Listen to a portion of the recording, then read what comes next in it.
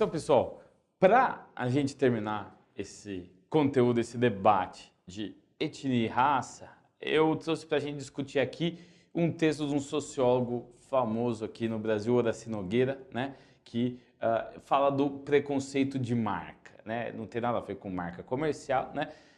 O preconceito de marca é outro conceito. E ele vai debater as diferenças do preconceito dos Estados Unidos com o preconceito brasileiro, né?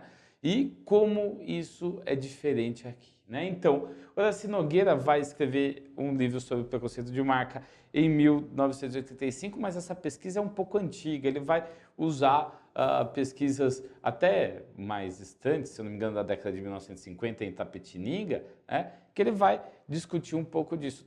Todo mundo você vai perguntar se é racista, ninguém fala que é racista, mas ele vai descobrir como as pessoas são racistas. Aí ele tem esse conceito de preconceito de marca. As pessoas distinguem umas às outras por causa das marcas. Que marcas, né? Essas marcas que são mais ou menos, né, visível de acordo com a marca da herança africana na pele, né? Então, visível na pele. Eu coloquei essas duas questões aqui sublinhadas justamente para que a gente entenda que esse preconceito ele é visível. Depende da cor de pele da pessoa, ela vai sofrer mais ou menos preconceito. Principalmente se a pele dessa pessoa for mais escura ou mais clara, ela vai sofrer mais ou menos preconceito. Quem tem pele mais escura sofre mais preconceito. Inclusive na pesquisa dele, né, ele vai fazer como se fosse uma escala de profissões que as pessoas poderiam ter por causa da cor de pele, né? Então, quanto mais escura a pele, as pessoas entrevistadas, né,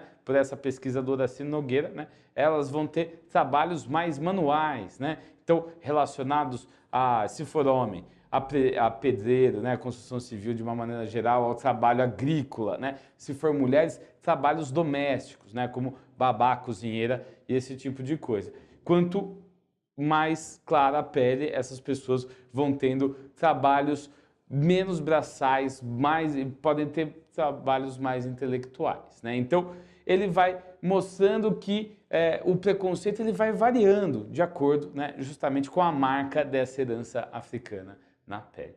Essa é uma sociedade brasileira em que o preconceito ele é velado, ele não está na cara, né? Mas ele está em pequenas coisas, como por exemplo, né, quando uma empresa pede um currículo para uma vaga que não tem a ver nada com aparência pessoal, ela pede foto, né? Então, por que uma empresa quer saber a foto, sei lá, do chapeiro, né?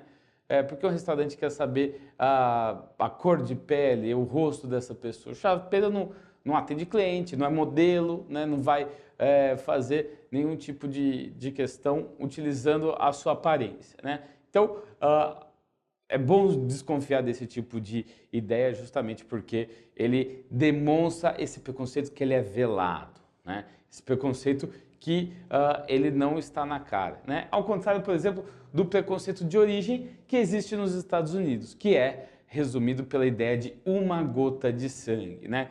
Da onde que vem a herança africana? Esse preconceito fala que, bom, se você tiver uma gota no sangue, né, de origem africana, você é descendente de africano, é afro-americano, né? É negro. Isso causa uma certa dificuldade de entendimento para o brasileiro nos Estados Unidos, né? Porque o brasileiro, ele costuma pensar, a sociedade brasileira pensar nesse tipo de preconceito. Então, as pessoas são mais ou menos negras, né? Aqui nos Estados Unidos, ou você é negro ou não é negro. Ou você tem descendência africana ou você não tem. E por que essa grande diferença? Porque a sociedade dos Estados Unidos tem uma grande segregação. Teve até a década de 1960, né, uma segregação, principalmente no sul dos Estados Unidos, que era uma segregação brutal. Tratava desde ônibus, lugar de ônibus, atendimento judiciário, escolas diferentes, lugar para tomar água no bebedouro diferente,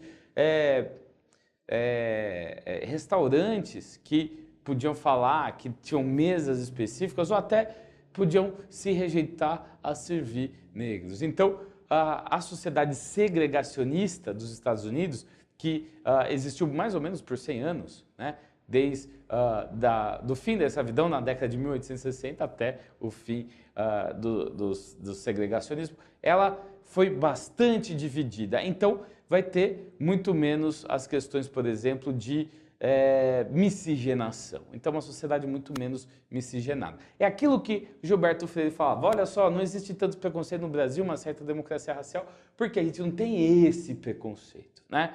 Mas o Horácio Nogueira mostra, ele não tem esse preconceito, mas a gente tem um tipo de preconceito sim, né? Não é um preconceito aberto, como o da Ku Klux Klan, né? Que abertamente defende, né, o que a gente chama hoje de etnoestado, né? Um estado de uma determinada etnia que eles falam que é a etnia branca, né? Aqui no Brasil a gente tem dificuldade de ver essas pessoas e se existem elas são em números reduzidos, né? Nos Estados Unidos é uma população considerável, né? Que pode ter esse preconceito aberto, né? Muito diferente aqui do Brasil, né?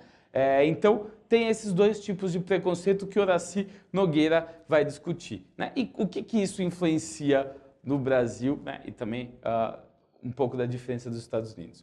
Principalmente mobilidade social, né?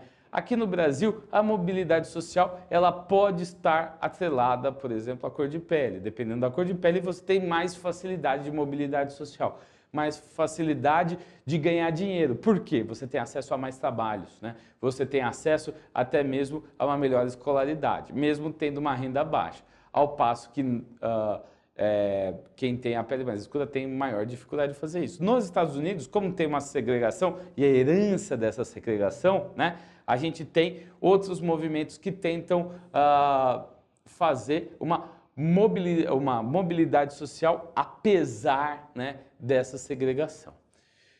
Influencia nas ideologias, né, das relações raciais. A gente falou, né, no primeiro vídeo, ideologia das relações raciais é racismo, né? Influencia, então, em como as pessoas elas se tratam ideologicamente por causa da cor da sua pele, né? Então, o racismo é diferente, né, no Brasil e nos Estados Unidos, né?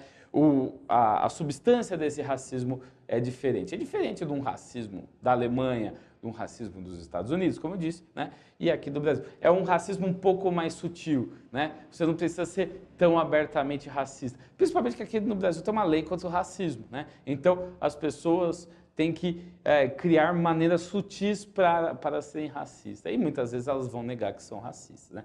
Os Estados Unidos não tem uma lei tão abertamente contra o racismo como a gente tem a nossa aqui dos anos 80. E ainda mais, associativismo, né, e resistência. O que é esse associativismo? Os Estados Unidos vai ter, de fato, algumas iniciativas, como NAACP, né, que vão justamente tentar mais estratégias de mobilidade social, educação, né, e qualidade de vida para os afrodescendentes. Ao passo que aqui no Brasil a gente vai ver estratégias menos e associações menos, vamos dizer assim, com um tamanho menor do que as americanas, né? Mas a gente nunca deve menosprezar a questão da resistência. A resistência negra no Brasil, a resistência negra nos Estados Unidos, ambas são muito fortes e vão trabalhar de maneiras relativamente diferentes. Então, para concluir tudo, né, não existe democracia racial, né, não existe uma pacificação entre todos e também existe racismo, né? Essa ideologia das relações raciais no Brasil, elas existem. Podem não estar tão claras, tão evidentes, né? Mas permeando a realidade, olhando melhor, a gente consegue perceber como essas relações funcionam e como a gente pode fazer uma luta contra o racismo e pensar em como combatê-lo. Beleza, gente? Muito obrigado e até mais.